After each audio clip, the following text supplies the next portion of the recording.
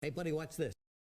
Hello, Regis Gilman is the name, and Hearthstone is the game, and this is part 12, the final part of my Rastakhan's Rumble card review. I think we have like 36 total cards this time around. Everything has been revealed, so we're going to move through these pretty quickly. That said, if you don't have time, you can still hit the quick reviews link in the description below, or you can jump into my slightly more detailed reviews right now.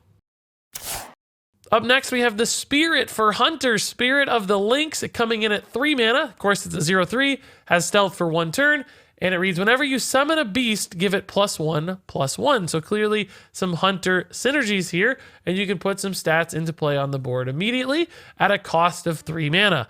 Now, the challenge for a card like Spirit of the Lynx, clearly you like giving your minion stats, but at 3 mana, you're going to have to get quite a few buffs for this to really be worth it, because +1/+1's roughly 1 mana worth of value, so you need 3 buffs for Spirit of the Lynx to make sense. So playing this on curve, for instance, on turn 3 is probably not the best way to utilize it. You're going to have to wait till later in the game when you have some spare mana, both on the turn you play it and probably enough mana on the turn following that as well, just to make sure your stuff's getting buffed. If you can do that, that's cool. The more quickly you put those buff stats into play via rush or charge, the better Spirit of the Lynx is going to be. But at the end of the day, is it going to make a direct or immediate enough impact? I'm not really sure.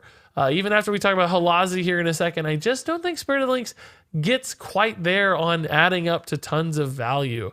Like, maybe it does, but it's just so costly at 3. Like, if this guy was 1 or 2 mana, I think it'd be a lot easier. But perhaps there are some builds, Quest Hunter getting lots of Karnassus Broods, for instance. There are ways to do neat things there. But I just have some questions about it because I don't think it's going to pay off quick enough. And Hunter probably has faster, better ways to play in my mind. So Spirit of the Lynx, not really a value card, not a super crazy tempo card either. It falls somewhere in the middle and might just fall out of fortune and not really see any play. So now let's talk about Halazi the Lynx, because this clearly has some implications for the Spirit we just talked about. 5 mana, 3/2 beast, legendary Loa for Hunter. Battlecry, fill your hand with 1/1 Lynxes that have rush. So the idea here, Hunter runs out of stuff. You play Halazi, you refill your hand with a 6, 7, 8 Lynx hand, and you've got some resources to work with. And maybe you even have a lot of stuff to instantly complete the Hunter quest, although I still don't really think that's going to be worth it, guys. I don't think that's the direction for Halazi. The quest reward to me just isn't good enough. The Raptors aren't that exciting. But because, again, it just sacrifices too much tempo for card advantage, and it's not really all that relevant. And I think that's maybe the problem for Halazi as well, is it's sacrificing tempo for card advantage. And that card advantage just doesn't go far enough. They're just 1/1 Lynxes. They don't really do all that much. So it's a value play without a lot of value. There's not a lot of output there. Even if you have the Spirit and you turn them into 2/2 Lynxes, or you maybe run like some hand buff stuff, I just don't think you're doing enough. It's not swinging hard enough, even with Rush. There are some neat ideas, right, with things like Scavenging Hyena. You've got Leox that can buff these things to make it better. So it's not hopeless, right? You're going to have ways to turn those Lynxes into additional value, but that's the only way it's going to work. So you're going to have to build in pieces to support that. Then are those in your hand? I have a lot of questions as far as getting all of this to line up and work well, and whether or not it's a big enough turn when you've sacrificed a really pivotal turn like turn 5 usually for Hunter. You're just giving up so much, and turn 5 is pivotal for every deck, really, for every match, it seems. It's always a big turn, because that's when the game starts to take a shift from early to late game. Halazi doesn't really set you up for that late game as far as I'm concerned. I'm not really seeing it. If they had charge, maybe you could do some crazy combo shenanigans. With Rush, it's just a little bit of a swing that you probably just lose your Lynxes to trades. Without a Hyena particularly, you don't really get to turn them into much value. And that's a challenge. I don't think this card quite gets there, although it's neat, it's fun. I like how it tries to solve a problem for Hunter. It's just not quite good enough, although I think it's okay. So now let's talk about Headhunter's Hatchet, a Hunter weapon, 2 mana, 2/2. Battlecry, if you control a beast, gain +1 durability. So a 2/3 at its best, a 2/2 at its worst. Totally fine weapon. It's not quite that Fire War Axe, because 2 attack isn't as good as 3 like on the Fire War Axe, but 3 durability means you can attack into lots of early game things. And you'll often have a Hunter playing this, a beast playing this on turn 2 in Hunter, a lot of the cases with Dire Moles and all the different 1 mana beast Hunter can run. So often it will be a 2/3. Even if it's not, it's still a pretty solid early game contribution to keeping things in check. But it does fall right in between Candleshot and Eaglehorn Bow, and you have to wonder if it's ever going to see play over either of those. I'm not sure it's necessarily better. Eaglehorn Bow has so much upside with secret synergies, and that 3 attack is way better. Candleshot does so many cool things as well. I don't know if you can afford to run this while those are relevant, and Candleshot is still in standard format rotation for at least a little bit. Of course, Eaglehorn's a classic card, so it's always going to be around. So Headhunter's Hatchet, it's really just a competition aspect. It depends on the meta. It depends on what kind of minions you're seeing across from you more than anything else. It's certainly a capable card, probably just not one we're going to see all that often unless the meta really supports it. So it has that potential. It probably still doesn't see much play though. Now let's talk about the Henri Turdus, a 3-mana 3/5 beast. Battlecry reads, deal 5 damage to your hero. So clearly a big downside here for a small stat gain. 3/4 might be the default. So 3/5, a little bit stickier, sort of that 4-mana stat line we see a lot too with things like Sinjin Shieldmaster, etc. But you take a big hit for 5 damage. And that does seem bad. That's a big penalty. You might not always want to do this, but there are, of course, decks that like taking damage and can utilize that. So things like Heal Warlock and maybe Heal Paladin could find a home for this card. The question is, will that be necessary? Are there enough other tools in each of those decks? The answer to me is probably so. I don't think the upside here outweighs the downside, so I don't think this will make the cut even to support that. Maybe in Heal Paladin, if they don't have quite enough pieces with Crystallize or High Priest the Call, the Tortoise here could do it, but most of the time I think this card is going to fall short. Now let's talk about Demon Bolt for Warlock, an 8-mana spell that reads, destroy a minion, costs 1 less for each minion you control. So if you have 7 minions, this is like a 1-mana assassinate, really high tempo removal, which could be great. The challenge for a card like this is getting that many minions. And where does this turn the corner on looking good? Because this is just worse than Siphon Soul always if it's 6 mana or more, right? So you have to have at least 3 minions for this thing to look better than Siphon Soul, and that's going to be hard to do sometimes. Clearly, Warlock can get minions out with Zoo decks, but those Zoo decks aren't often looking for a card like this that kills a minion. If they're ever removing stuff, it's usually via Soulfire or just via efficient trades, and often they're just looking to go face because they're going to be a more pressure or aggressively oriented deck. So a card like this doesn't necessarily line up. There are things like Hyreek the Bat that could make this a cool combo where you fill your board instantly and then you use Demon Bolt on top of that. So it's not an inherently bad card. I just think it's a little bit at odds with itself when it comes to faster decks are better at discounting it. Slower decks might like the removal a little better. At least mid-rangey decks might like the removal a little better. And how often is that going to sync up? I'm not sure it's going to happen all that often. So a solid card, probably just not a super exciting one that makes the cut in lots of decks. Now let's talk about Flash of Light for Paladin. I think this is the perfect sort of heal synergy card that the class needs. Very efficient card draw at 2 mana with a little bit of health attached to it as well. I like that. We've seen a lot of these 2 mana style card draw things work in the past. You know, the slams of the world have been cards in Hearthstone we've seen. And because there's so many synergies for Paladin, I think this one's going to line up nicely. Gives you some additional resources, sets up your heal synergy stuff, keeps you alive, which you might like to do in a slower, more control-oriented deck. So all around, I think Flash of Light makes sense, looks good for the archetype. Can be played outside of even a heal archetype too, probably in just a control deck for a little bit of survivability and resources. Looks like a good card all around. So up next here we have the Blood Troll Sapper, another new Warlock minion, 7 mana 5/8. After a friendly minion dies, deal 2 damage to the enemy hero. So again, here we have a card that likes you having lots of minions out on board. We already talked about one previously. The question is, how do you make that fit in a deck and make sense? If you're looking to do face damage, often you want to send your minions to face. If you want your minions to die, often you have to trade your minions in. So there are some cool applications here, like trading into taunts, for instance. If you didn't have face damage, you can leverage that damage on a taunt into some face damage. There are also things you could do, like maybe Hellfires, for instance, where you attack face a bunch, and then you Hellfire, and then that kills off some of your minions, and then they deal additional damage. Problem is Hellfire's 4 mana, Blood Troll Sapper 7, so that's a weird way to line that up. You'd have to get this to stick on board for a turn or two, but at 8 health, it certainly could do that. So there are some neat ways to try to get this to work, but ultimately I think it'll be a little bit too awkward. It's a little bit too expensive to line up with other things or set up combos. I mean, Defile's another way to maybe turn it into stuff that's affordable enough, but then you're running Defile and in a deck that cares about face damage. There's just all these issues and inconsistencies that to me make this card look more awkward than powerful. So now let's talk about Bloodclaw, the perfect weapon for a heal paladin deck. A 1 mana 2/2 deals 5 damage to your hero when you play it. but who cares? That's actually a good thing if you're looking for heal synergy cards. Taking that damage means you can heal yourself, so that's great. Also, attacking into early minions means you can take damage too, so you're able to utilize those heals to do cool things. Not to mention a 1 mana 2/2 is just an awesome weapon. This could almost maybe be played anyway in a control deck to slow down aggro. Like, you're happy to sacrifice some health if it means killing minions early. So Blood Clot to me has a really cool stat line for its cost. Great effect to explore in a synergy deck. So all around, pretty strong card.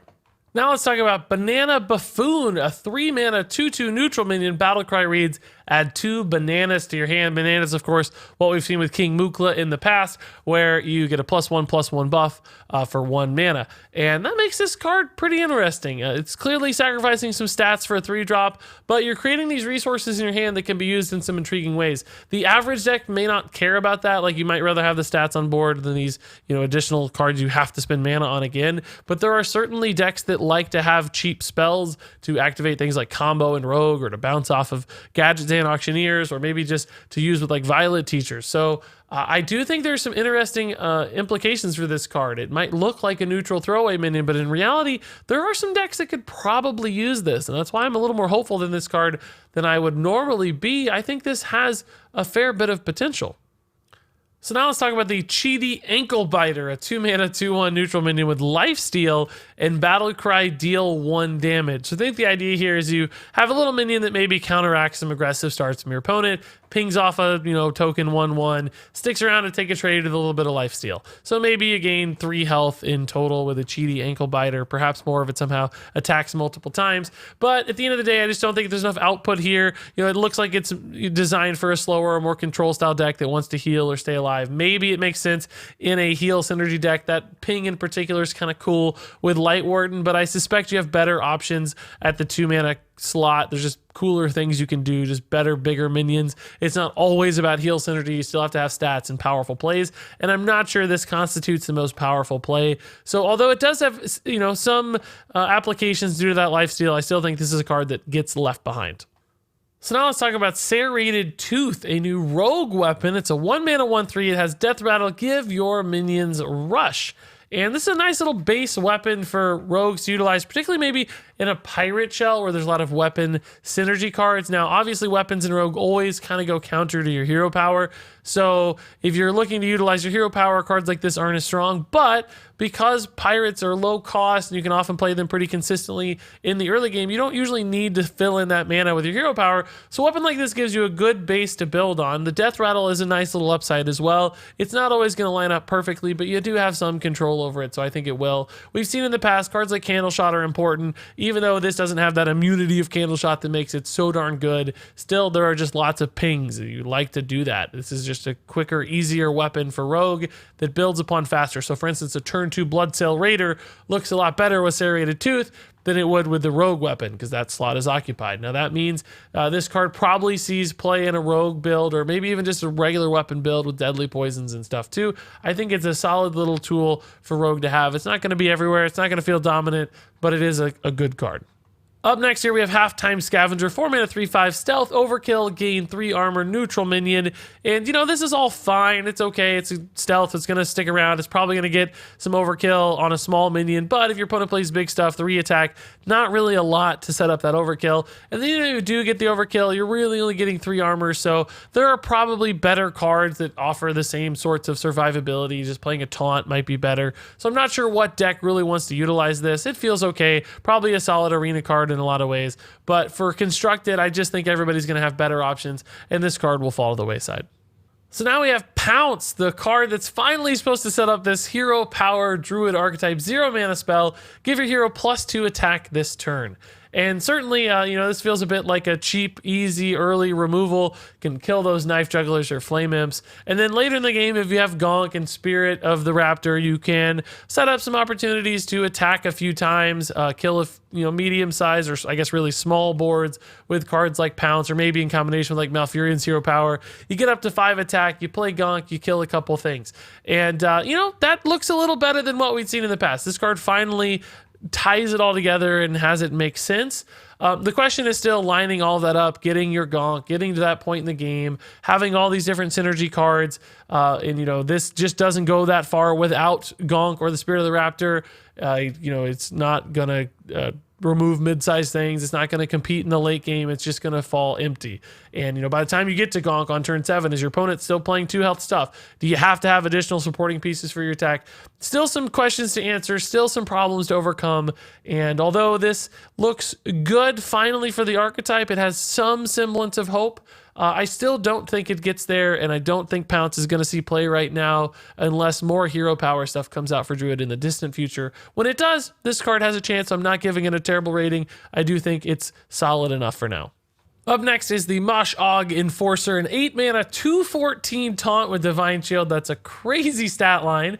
But ultimately, 2 attacks just not enough for a card like this to work very well on turn 8. Clearly, there's a lot of health, but it's too slow. It doesn't kill things efficiently. Divine Shield doesn't really matter when you're working with that much health and not that much attack, because it's not like it's taking free trades into anything exciting. So maybe a good arena card. Slight chance it could work in something like a buff priest because of that crazy health total. But even then, there are better options that are much, much cheaper, more efficient to work with. So Mashacoger, decent arena card, just getting in the way all the time in arena. But in constructed, this guy is just not good enough. So now let's talk about the Dragon Maw Scorcher, new dragon, 5 mana, 3/6 Battlecry, deal 1 damage to all other minions. And I like this card. This feels like one of those good neutral dragons that's just going to fit into whatever dragon synergy deck, probably warrior most notably right now, because it's got a solid stat line for 5 mana. 3/6 is not amazing, but it's certainly fine. It trades into smaller boards, and clearly this is the sort of card that's better against smaller boards, against tokens in particular. So whether it's those Silverhand recruits on Odd Paladin, or maybe a bunch of Murlocs from a totem from Shaman, this will help you swing the board in big ways from time to time. Maybe just soften up enemy minions for trades as well. Clearly this can do some cool things. In warrior in particular, that whirlwind effect can synergize with all kinds of warrior things like frothing berserkers. So whatever class is running this, it's good on its own, but in warrior in particular, extra synergies can be explored via Dragon Maw Scorcher as well. What that means is I think this is a rather strong card. So now let's talk about the Arena Fanatic, a 4 mana 2/3 with a Battlecry. Give all minions in your hand +1/+1. So clearly some hand buff synergies here. Works nicely with things like High Reek potentially. But unfortunately, we've seen hand buff fail as an archetype in the past. It just doesn't work all that well because it takes so long to put those stats into effect. We've seen better hand buff cards than this one, I think, because it's one-time use. The stat line's not very exciting for a 4-drop. So I'm not sure how you're going to use this thing successfully or what kind of deck it's really supported all that well in. You know, sacrificing a turn 4 for a High Reek down the road doesn't feel all that good, right? And it's just +1/+1 in the first place. So to me, Arena Fanatic falls pretty far short. I don't think this card's going to see much play. Up next, we have Dragon Roar, a 2 mana spell for warrior. Add 2 random dragons to your hand. So clearly a little dragon fuel here for dragon synergy decks. And you know what? I think I like this card okay. Clearly random dragons, you know, there's a lot of variance there. It could be terrible things, could be bad things. But ultimately the important part is keeping dragons in hand, so you're activating dragon synergy cards. Also pretty cool, something like War Master Voon, where you can turn these 2 dragons into an additional 2 dragons. So having lots of dragon resources available is going to help you go a long way. And I think we are seeing this dragon style trend a little bit more towards control as opposed to like aggro or maybe even mid-range. But even if it is mid-range, Dragon Roar could still help you make sure you're applying that pressure in those key, like, 5, 6, 7 mana turns, so you have new things to play all the time. And dragons on average are pretty good cards, so you're going to get things you like to use. So it's really pretty cheap card draw or card generation. So I think this card has a place in dragon decks. If dragon decks succeed at all, this card could be a part of it. Then we have Devastate, another warrior spell here at 1 mana, deal 4 damage to a damaged minion. So it's kind of like an execute a little bit, but only dealing 4 damage at a slight discount. The issue for a card like Devastate with me is it's just not going to line up all that often, I don't think. You have to have something that's taking damage already. That's not always easy to achieve. Then it only has to have 4 health remaining. It's kind of forcing it there. So really, there are better options for removal in warrior that are far more consistent, far more universal. This one just feels like it's going to be a pain to ever get it to work, so I don't think this is going to make the cut over more viable warrior options for removal. Now let's take a look at Craw Gua the Frog, the Loa for Shaman, a 6-mana 4/6 beast. Battlecry reads, return all spells you played last turn to your hand. So we have here potentially a card that sets up a couple things. One is just lots of extra value, just adding, you know, an extra hex or two to your hand can be something that's really cool and gives you a couple extra tools in a control environment, but it also might be something that sets up combos or maybe really burst damage, where you drop a couple lightning bolts and a lava burst, you play Craw Gua, and then the next turn after that, you maybe drop more lightning bolts and lava bursts and so on and so forth. You have overload to deal with, of course, there, but there are still ways to create lots of pressure or damage or just long-term value from Craw Gua. So I think it's a card that maybe doesn't define an archetype, but certainly slots into a deck here or there and makes sense as just a generator of cool things and neat opportunities. So now let's talk about Tree Speaker, a new Druid card here. 5-mana 4/4 Battlecry. Transform your treants into 5/5 Ancients. So this allows you to leverage those small boards and turn them into more resilient boards that are less likely to be removed, because 5/5 can be difficult to deal with. And this is a little different than what Token Druid likes to do nowadays, which is, you know, get really resilient boards via death rattles, so things like wisps into treants, and then turn those into lots of damage with Savage Roars and Branching Paths. This shifts this a little bit, because remember, the treants won't be able to attack immediately. They're transformed. So if you had a 2/2 treant that turns into an ancient, it's not going to be able to attack as a 5/5. You could maybe preemptively attack as that 2/2, but it's not going to set up damage so much as a bigger, stickier board. And I'm not totally sure that's going to make sense for what Token Druid is good at least right now. So it is a card with some opportunity. It's not fundamentally bad by any means. I just don't think it's going to be the standout card or make sense as we understand Druid today. Specifically also because it is limited to treants, so normal cards won't work very well with this. I think that conditional aspect and the fact that it doesn't just end the game with damage do create some problems for this card, although it has a little bit of hope and promise. So now let's talk about Scorch, a new mage card coming in at 4 mana. Deal 4 damage to a minion. If you played an elemental last turn, this costs 1. So this feels a lot like Wing Blast for Hunter, but in a potential elemental mage synergy deck. And, you know, a 1 mana deal 4 is really good for swinging the board. It's an easy, cheap tempo play in a deck that will probably have lots of minions, so it will help you get ahead on board and leverage those minions for lots of pressure, and mage can also finish games with damage. So this does add up as a neat little package. The question, like, for all elementals is, will this activate? Because if it doesn't activate, it's really not very good. 4 mana is rather expensive. There will still be times you play that and you didn't have anything else to do and you're okay with it, but you're really going to want this at that 1 mana spot. That said, I don't think mage has any problems. There's tons of elementals, so it's really just whether or not elemental mage becomes a thing, or if decks like this. I think that's somewhat likely, but certainly not guaranteed. So a card like Scorch has the potential to be good, just has to find a deck. All right, guys, so for these next few, we're going to try to go at super speed. This is the remaining, all the dump of the final few cards. Up first of these is Arena Patron. 5 mana, 3/3 overkill, summon another Arena Patron. Obviously reference to Grim Patron, but unfortunately a lot harder to activate instantly and consistently, because overkill, first off, hard to do at 3 damage. Secondly, you can't really force it until it's attacking, so it's sitting there fairly susceptibly. That makes this, unfortunately, pretty weak looking card.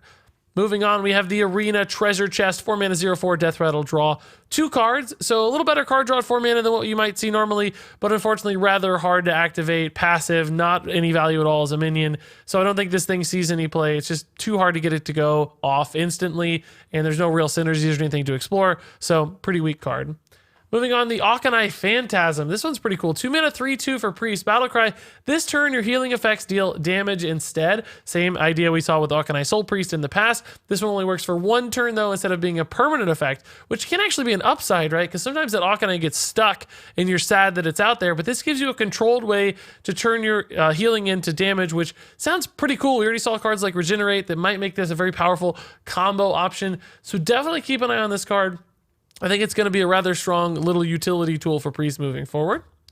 Up beyond that, we have the Wartbringer, 1 mana, 2/1 for Shaman Battlecry. If you played 2 spells this turn, deal 2 damage. So potentially a nice little baby swing tempo style card in a spell-based deck. But unfortunately, I don't think the output here is enough. It just doesn't do a lot. 2 damage ping is not there. If you're already playing a lot of spells anyway, how much does this really contribute? It's taking up that slot in your deck. I don't think this card does enough even in a spell Shaman deck. It's not necessarily aggressive enough in the early game, because you maybe can't play spells that early. In the late game, it just doesn't add up to enough value, leaving it in an awkward spot.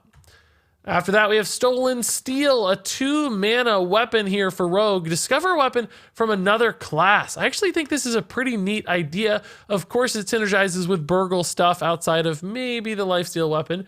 But you can do crazy things too, like get Twig of the World Tree somewhat more consistently than you might otherwise, because you are discovering anytime it shows up, you could grab that. It's going to be unlikely still, but it is possible. But the Discover means you're going to get good weapons most of the time. And some weapons have really crazy high roll opportunities. So this adds a little extra consistency to Burgles, which are otherwise usually pretty inconsistent. And I think that means this could see play in that Thief style of Rogue.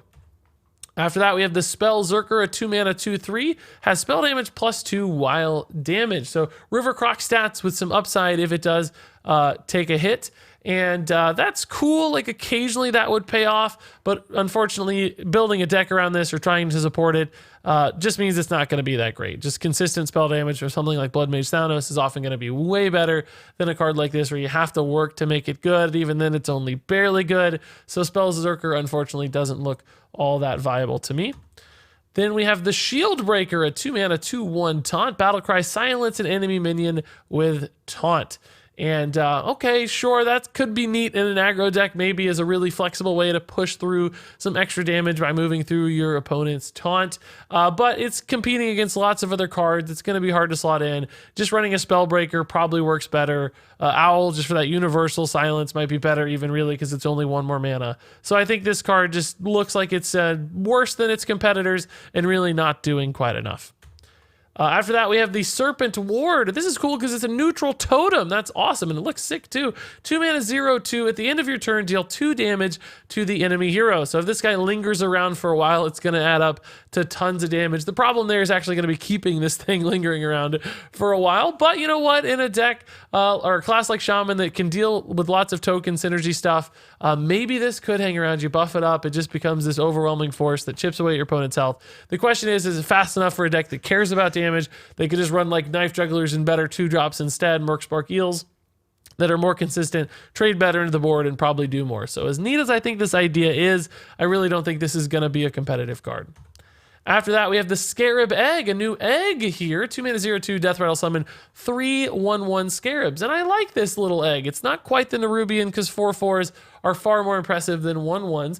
But in token decks that can, buff up things on board, eggs are often good to have, and 1/1s aren't bad to have either. And this creates a lot of friction and awkwardness for your opponent, whether they want to kill it or not. So maybe not quite the Nerubian or Devilsaur style, but could work in a different sort of deck. So I'm curious to see if this one lines up or not, but I think it could. I think it has a chance to see play. Probably not the strongest card or defining in a deck, but still viable in certain sorts of environments.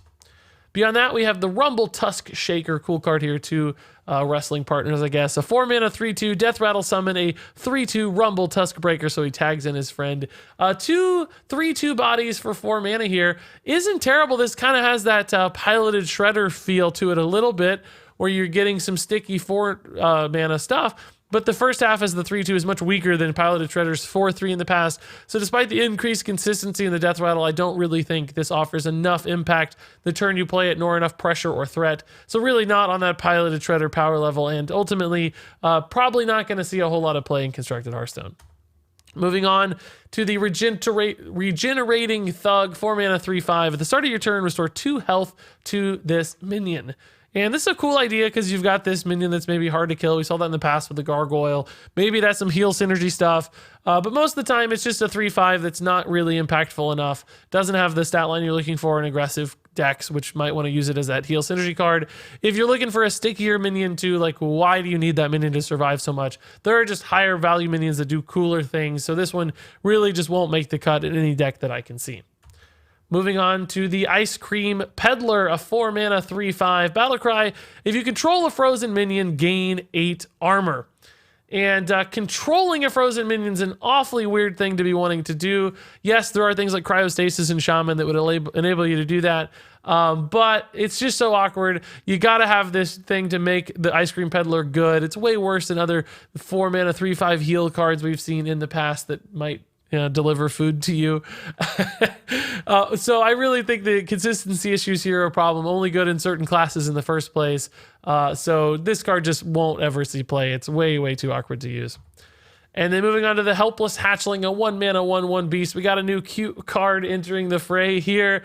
It says Death Rattle, reduce the cost of a beast in your hand by 1.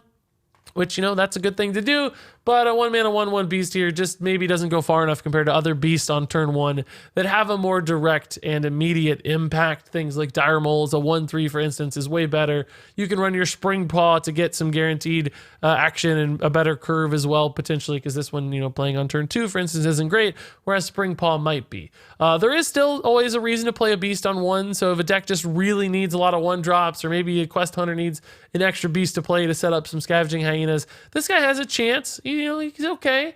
Reducing the cost of that next thing is nice too. Maybe that helps you cheat out a nicer thing. So I do think there are better alternatives most of the time, but there's a glimmer of hope for the cute little Helpless Hatchling.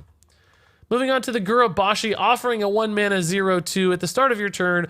Destroy this and gain 8 armor. So we got like a Doomsayer kind of, that instead of clearing the board, essentially just gives you life. And I don't think this card's worth it. It's going to die way too easily, way too often. And even if it works, just getting 8 armor for 1 mana is fine, but it's not exciting. There are better, cooler plays to make in Hearthstone. 1-drops that will certainly provide you more life gain. I don't think there's any class that's so desperate for armor that this makes sense for them.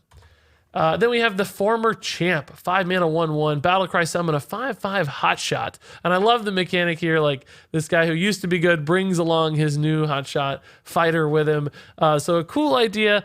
An interesting card, because you are getting 6/6 in total stats, which isn't bad for 5 mana, right? And beyond that, Battlecry synergies mean this could turn into more 5/5s in the right sort of decks. So this is one of those cards to maybe keep a little sneaky eye on. I think it has potential to work in some different kinds of decks that are looking for, you know, big mid-game pushes or some crazy Battlecry synergies where you play lots of 5/5s. I mean, just think about the Spirit for Rogue, for instance. Following up that with this could be really cool to get some 5/5s out on turn 5. And Rogue already has lots of Battlecry stuff. So I'm sort of taking a crazy line on this one and saying this might be a strong card. I think there are some decks that could find ways to play this because of that Battlecry tempo that it provides. So moving on to the Jakari Trickster, a 3-mana 3/4, good stat line. Battlecry, give each player a copy of a random card from their opponent's deck. So they get something of yours, you get something of theirs. Now, what does that mean? It means you each get a card. So if they have a better deck than you, then this is good. If you have a better deck than them, it's maybe not good. But it's a neat little card that, you know, can maybe give you a Shutterwalk sometimes, some shenanigans. Good in a class like Rogue, maybe, that's looking for cards that didn't start in their deck or from their opponent's class. So chance this sees play in a Thief Rogue style deck. I don't like that it gives your opponent that resource too, because you might give them something good, and you know, it's only good if you're playing a bad deck basically, and you don't typically like playing bad decks in Hearthstone. So I do think some challenges for the Jakari Trickster to overcome, but a card with an effect that does something so unique and so special that it could occasionally see some play. And then the Dozing Marksman is up next, a 2-mana 0/4, has 4 damage while 4 attack while damaged. I like this, again, from a flavor standpoint, like he gets woken up when he takes damage and then he's ready to shoot. So a 2-mana 4 attack minion would be pretty great. Unfortunately, it just dies for free all the time. We've seen cards with effects like these often, and they rarely ever work. You don't want to have to damage it yourself. You can't even trade to make it damage. You'd have to ping it, and that forced activation would be really tough for a lot of classes. Maybe Warrior could do it fairly consistently, and, you know, Mage could certainly ping it down, but then you have a 4-mana 4/3, and that's certainly not worth it either. And what that means is this card just won't see any play. And then up next, we have the Bay Bookie, and this might actually be our last card. It is the 2-mana 3/3 here. Battlecry, give your opponent a coin. So a slight stat upside for a very big downside, giving your opponent not only potentially a mana crystal to play something bigger very quickly, but coins also have a lot of utility for spell synergies, combos, certain other things. So Bay Bookie looks like way too big of a downside here for a very minor upside. I think this card's pretty darn terrible. Maybe you want to play this in like a mill deck where you're trying to fill their hand up with stuff so that you burn their cards, but even then I think that's a stretch and just way too risky of a card to ever actually play. And that's it, guys. That wraps it up for all of our Rastakhan's Rumble cards. All the detailed reviews are done. Now let's go through each of these and rate them from 1 to 5 stars in my quick reviews. Craw Gua the Frog is a 4-star card. Tree Speaker is a 3-star card. Scorch is a 3-star card. The Ornery Turdus is a 2-star card. Demon Bolt is a 2-star card. Flash of Light is a 4-star card. Blood Troll Sapir is a 2-star card. Blood Claw is a 4-star card. Banana Buffoon is a 3-star card. Cheaty Ankle Biter is a 1-star card. Serrated Tooth is a 3-star card. Halftime Scavenger is a 2-star card. Pounce is a 3-star card. Mashacoger Enforcer is a 1-star card. Dragon Moss Scorcher is a 3-star card. Arena Fanatic is a 2-star card. Spirit of the Lynx is a 3-star card. Halazi the Lynx is a 3-star card. Headhunter's Hatchet is a 3-star card. Dragon Roar is a 3-star card. Devastate is a 2-star card. Arena Treasure Chest is a 1-star card. Arena Patron is a 2-star card. Akanai Phantasm is a 4-star card. Warbringer is a 2-star card. Stolen Steel is a 3-star card. Spell Zurcher is a 2-star card. Shieldbreaker is a 1-star card. Serpent Ward is a 2-star card. Scarab Egg is a 3-star card. Rumble Tusk Shaker is a 2-star card. Regenerating Thug is a 2-star card. Ice Cream Peddler is a 1-star card. Helpless Hatchling is a 3-star card. Gurubashi Offering is a 1-star card. Former Champ is a 4-star card. Jakari Trickster is a 2-star card. Dozing Marksman is a 1-star card. Bay Bookie is a 1-star card. And there you go, guys. Rastakhan's Rumble is done. So many crazy exciting cards. Even the bad cards had some good flavor and some exciting stuff to think about and neat ideas to explore. So I love this set. I think it's awesome. Can't wait to play it. We got lots more fun videos coming, theory crafting, deck building, all kinds of crazy stuff. So of course, share your thoughts on these cards. Thank you for joining me for these 12 crazy long reviews. It's been a ton of fun. Appreciate all your comments, feedback, views, insights, etc. Thank you for watching this one too. And until next time, game on.